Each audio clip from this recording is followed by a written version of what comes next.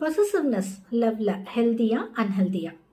ரீசெண்டாக ஒரு இன்டர்வியூவில் ஒருத்தங்க சொன்னாங்க, பொசசிவாக இருந்தாலே அது ரெட் ஃப்ளாக்னு. என்னை பொறுத்தவரை அப்படி இல்லைங்க. Depends on the degree and intention. உங்கள் பார்ட்னரோட அந்த பிஹேவியர் கேர்னாலையா கண்ட்ரோல்னாலையாங்கிறத பொறுத்து இருக்குது. லைக் சால்ட் ஃபுட்டில் நம்ம போடுற மாதிரி தான். ஒரு பிஞ்ச்னா இட் ஆட்ஸ் ஃப்ளேவர், இதே டூ மச்னா இட் ஸ்பாயில்ஸ் த டிஷ். இல்லை அது போல். ஃபார் எக்ஸாம்பிள், இப்போ உங்கள் பார்ட்னர் உங்ககிட்ட உன்னோட எக்ஸ் உங்ககிட்ட பவுண்ட்ரி க்ராஸ் பண்ணுறப்ப எனக்கு அன்கம்ஃபர்டபுளாக இருக்குன்னு சொல்கிறாங்க. ஆர் நான் உன்னை ரொம்ப மிஸ் பண்ணுறேன், எனக்கு உன்னோட நிறைய டைம் ஸ்பெண்ட் பண்ணணும் போல் இருக்குது அப்படின்னு சொல்கிறாங்கன்னா, இதெல்லாம் ரெட் ஃப்ளாக்ஸ் கிடையாது. பிகாஸ் அங்கே ஃப்ரீடமை ரெஸ்ட்ரிக்ட் பண்ணல, emotional security and safety build ஆகுது. அதே போல் ஓப்பன் அண்ட் ஆனஸ்ட் கம்யூனிகேஷன் அங்கே இருக்குது. ஸோ இதெல்லாம் ஹெல்தி தான்.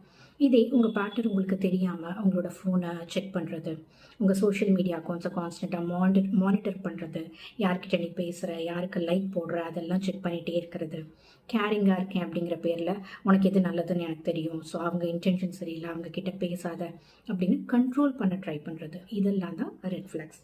பிகாஸ் அங்கே ட்ரஸ்ட்டும் அஃபெக்ட் ஆகும், சஃபகேட் ஆகும் அவங்களுக்கு. ஸோ ட்ரஸ்ட் இம்பேக்ட் ஆகாமல் out of love and care அந்த ரிலேஷன்ஷிப்பை ப்ரொடெக்ட் பண்ண ட்ரை பண்ணுறது ஹெல்தி. இதே அவுட் ஆஃப் ஃபியர், எங்கே அவங்க நம்மளை விட்டு போயிடுவாங்களோ அப்படிங்கிற அந்த பயத்தில் அவங்களுக்கு ரூல்ஸ் போட்டு அவங்கள கண்ட்ரோல் பண்ண நினைக்கிறது அன்ஹெல்தி.